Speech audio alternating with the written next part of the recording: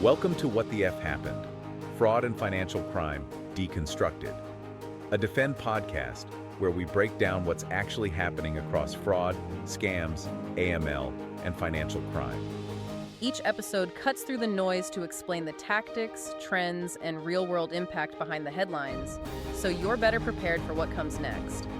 Let's get into it. You know, it's actually kind of funny to think about how you interact with your phone these days. Oh, totally. Like, you find a hilarious meme, you drop it into a group chat, and instantly your friends on the other side of the country are just cracking up. It's completely effortless. Right. It's just muscle memory at this point. Exactly.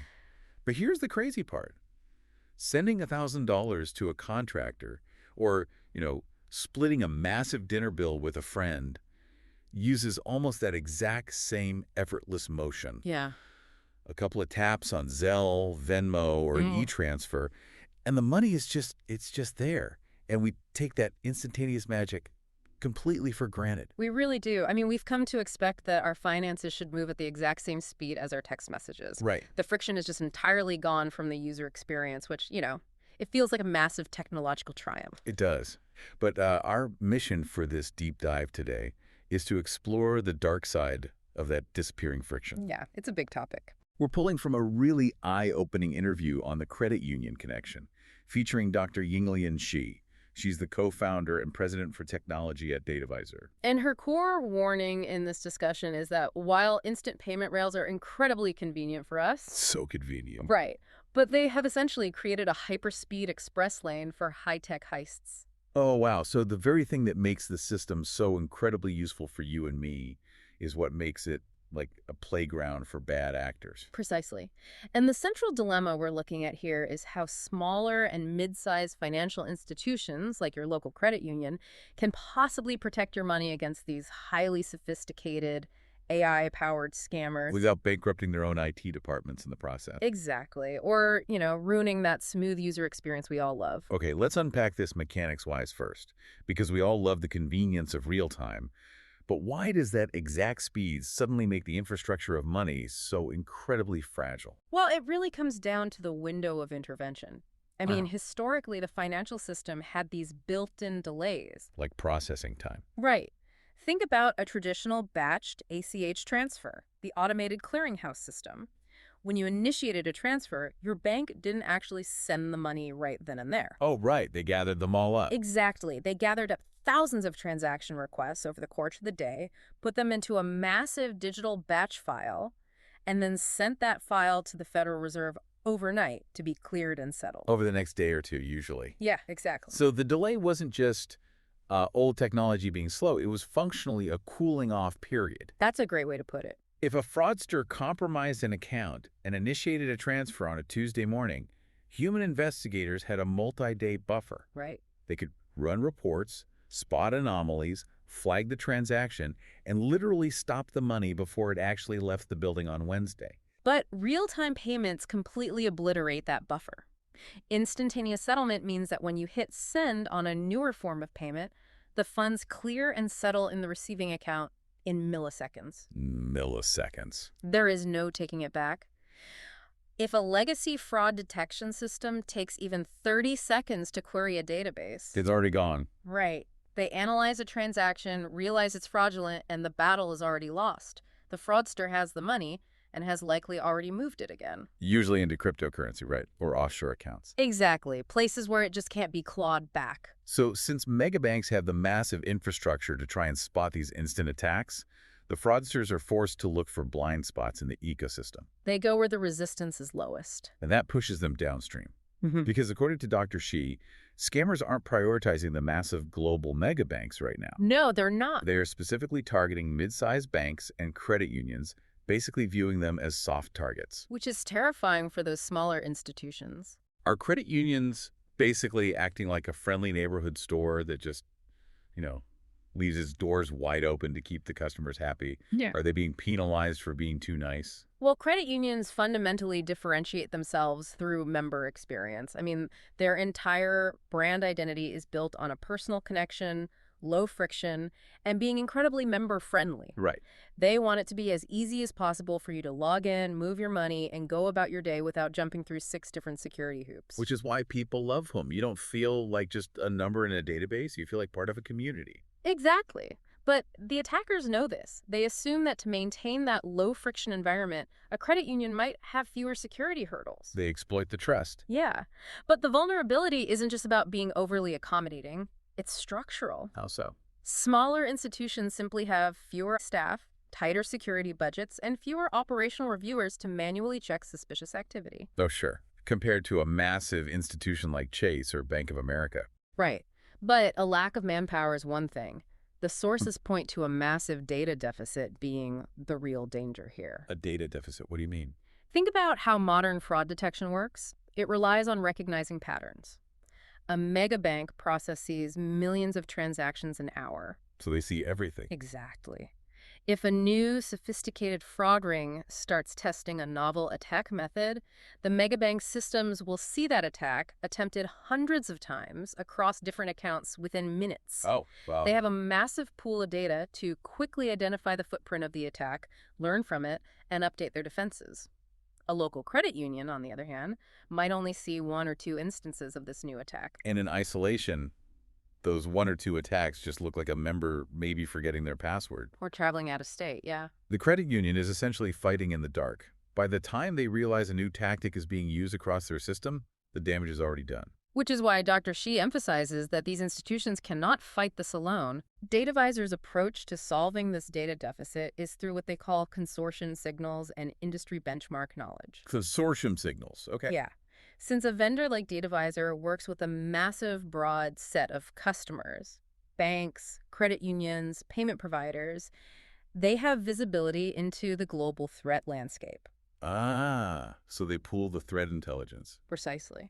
Like, if someone spots a burglar checking door handles on one street, every single house in the zip code instantly upgrades their locks. That's a great analogy. They take the attack patterns they spot hitting a massive bank on the East Coast and bake that domain knowledge into the tech stack, protecting a small credit union in the Midwest. It completely levels the playing field. The mid-sized institution benefits from a vast network of threat intelligence without having to gather all that data themselves. Or suffer all those initial losses themselves. Oh, exactly. But if the defense is pooling its knowledge to create this global neighborhood watch, the attackers aren't just sitting still either. Not at all. The sheer speed of these real-time networks means manual hacking is essentially obsolete. We're in a full-blown AI arms race. We really are. Dr. C specifically mentions that fraudsters are adopting highly sophisticated AI models like Mythos, which are designed to discover and share system vulnerabilities at terrifying speeds. Yeah, Mythos is a huge problem. So how does an AI model actually discover a vulnerability in a bank system, like in practice? Well, instead of a human hacker manually typing passwords into a bank's login portal, they unleash an AI model to interact directly with the bank's backend architecture. Yep. The AI can simultaneously ping thousands of a bank's application programming interfaces, the API endpoints. Which are basically the back-end doors that allow different software systems to talk to each other, right? Right. And the model brute forces these endpoints, altering its approach microsecond by microsecond, just looking for a single misconfigured line of code or a weak authentication check. Oh, wow. And once it finds that tiny crack in the armor, it doesn't just exploit it once? No, it shares that specific vulnerability across illicit fraud networks instantly. So if the bad guys are automating the attack at that scale, the good guys clearly can't rely on humans to write new rules to stop them. What's fascinating here is this is where Dr. Shi notes the critical shift from supervised machine learning to unsupervised machine learning. Okay, I want to make sure we define the difference clearly for everyone. So traditional AI, or supervised machine learning, relies entirely on historical training data, right? Exactly. Yeah. You feed the system 10 million examples of fraudulent transactions and 10 million examples of legitimate ones, and it learns the difference. But supervised learning has a massive blind spot. Because when fraudsters invent a completely novel scam that shares zero characteristics with past data, the supervised AI misses it entirely because it doesn't fit the historical label. Right. That is the fatal flaw of supervised models. So how does unsupervised machine learning fix that? Well, unsupervised machine learning does not rely on historical labels at all. Instead of looking for what it already knows is bad, It analyzes the raw, real-time data streams and looks for hidden mathematical structures or correlations or behavioral anomalies. It's mapping out the subtle connections. Exactly. It clusters data points together to identify things that are behaving synchronously or abnormally, even if it has no idea what the ultimate goal of that behavior is. It flags the anomaly even if it doesn't have a name for it yet. And according to the interview, this is crucial for detecting what Dr. Z calls sleeper cells. Yes, sleeper cells are a huge threat right now. And just to clarify, a sleeper cell in this context isn't an attack. It's a fake account created by a fraudster that looks entirely legitimate during the onboarding process. Right. The fraudster might even make a few small normal transactions over several months to build up a history of trust. They age the account, basically. So they're playing the long game. Exactly. The goal is to bypass the initial security check so that weeks or months later they can execute a catastrophic fraud event from an account the bank's legacy system thinks is a trusted long-term member. It's literally the digital equivalent of a sleeper agent. It really is. And unsupervised AI is the only way to spot them. Because it can see the big picture. Yeah.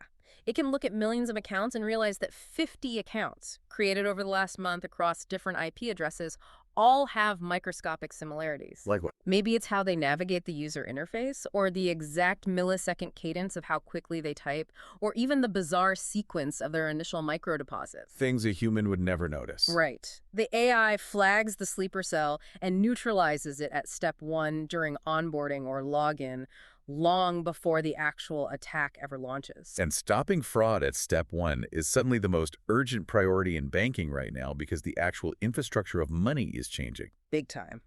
We talked about the speed of real-time payments earlier, but the stakes are getting exponentially higher. The interview points out that new real-time payments, or RTP, have significantly raised the thresholds for wire transfers. We aren't just talking about Venmoing a friend for pizza anymore. Right. RTP is designed for massive movements of capital. We are talking about business-to-business supply chain transactions, real estate closings, major institutional transfers. Real money. The thresholds are moving into the millions. So if a scammer successfully breaches an account and initiates a fraudulent transfer over an instant channel with these newly raised thresholds, millions of dollars can vanish instantaneously. Yes. And it is entirely irreversible. Completely. The fear surrounding this is so high that many credit unions right now will accept RTP transactions, meaning they allow money to flow in, but they outright refuse to send them. Yeah, they are essentially disabling the outbound lane of the highway because the risk of a catastrophic loss is just too massive for their balance sheets to absorb. Okay, let me play devil's advocate here for a second. Go for it. If an institution simply turns off the send button for real-time payments out of fear, aren't they breaking the very system they're trying to offer? Well, yeah. Like, how is refusing to participate a viable business strategy in 2026? Consumers want instant transfers. If my credit union won't let me close on a house instantly, I'm just going to move my money to a mega bank that will. Right. And it isn't a viable long-term strategy. It's a temporary panic measure. Refusing to participate means irrelevance. But on the flip side, locking down the system with extreme friction ruins the consumer experience. Which credit unions hate. Right. We all despise those irritating "is this you" text messages that freeze your card when you're just trying to buy a coffee in a different city, or, holding up a legitimate contractor payment for 3 days while a bank investigates. Because you can't lock down millions of dollars in real time by treating every single customer like a criminal. Exactly.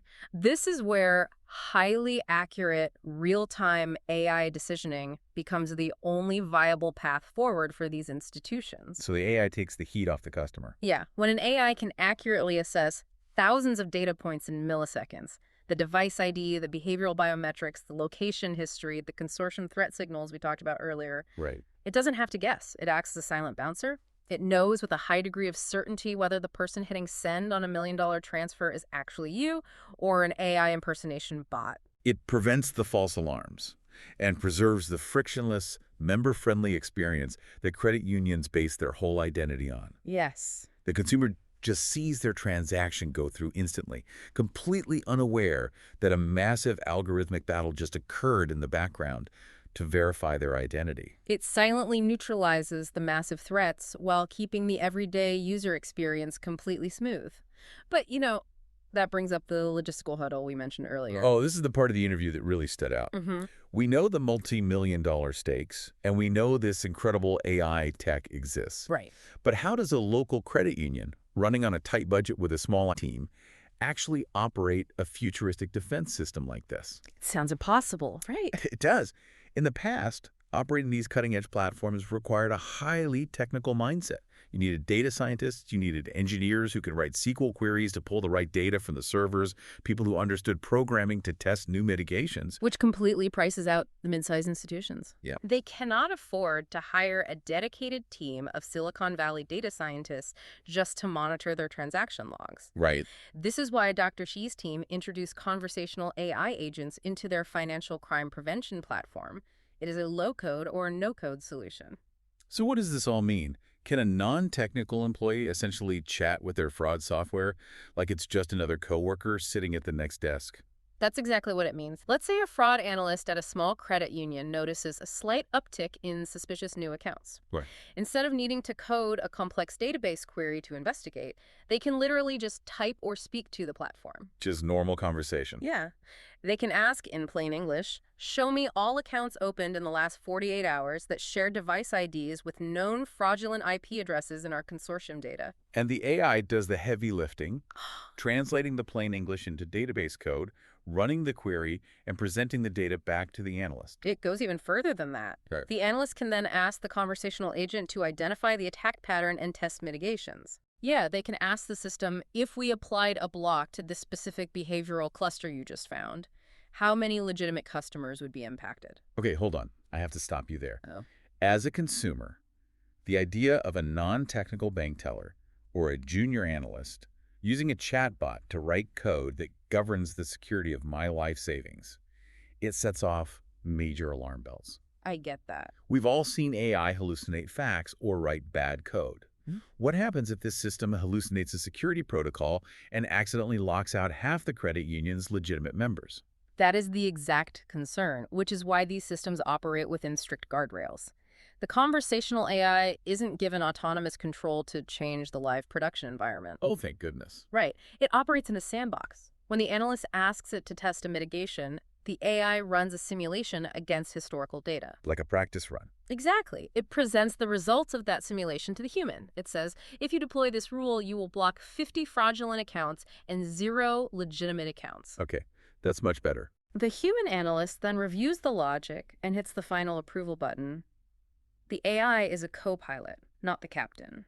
It democratizes the technology without removing the human oversight. Exactly. And the real-world application of this is already happening. The interview points to True Cooperative Bank in Canada. Yeah, great example. They are a credit union using this exact tech to monitor everything from initial onboarding to login to simple profile changes. And think about the efficiency gains here. By empowering laypeople with AI, it frees up the human employees. So they aren't just staring at screens all day. Right. Staring at transaction logs for anomalies is something humans are frankly terrible at anyway.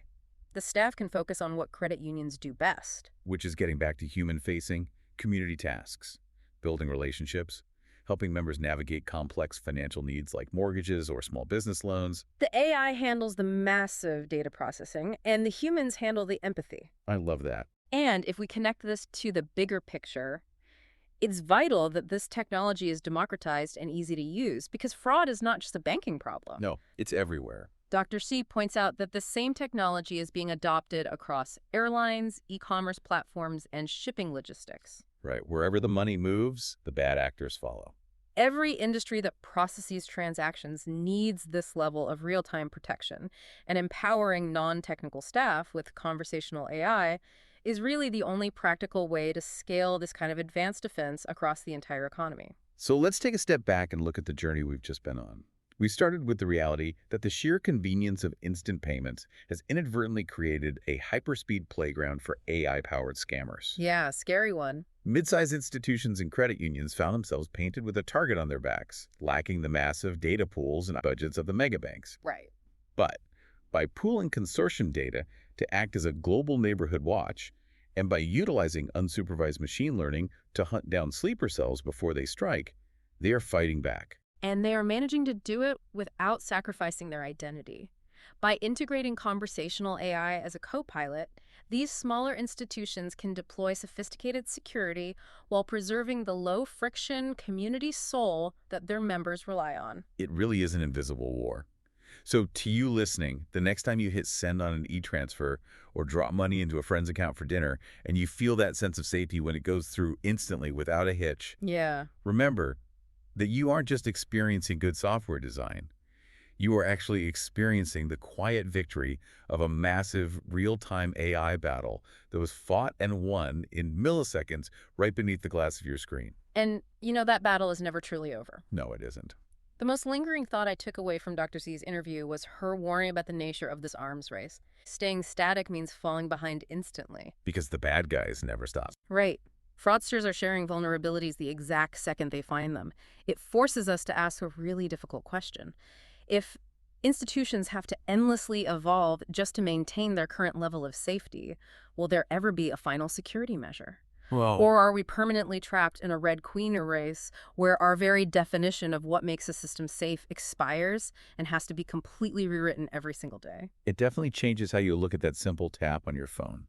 Dropping a meme into a chat might be effortless, but guaranteeing that your money arrives safely in real time, that might just be the most complex high-speed game of chess on the planet.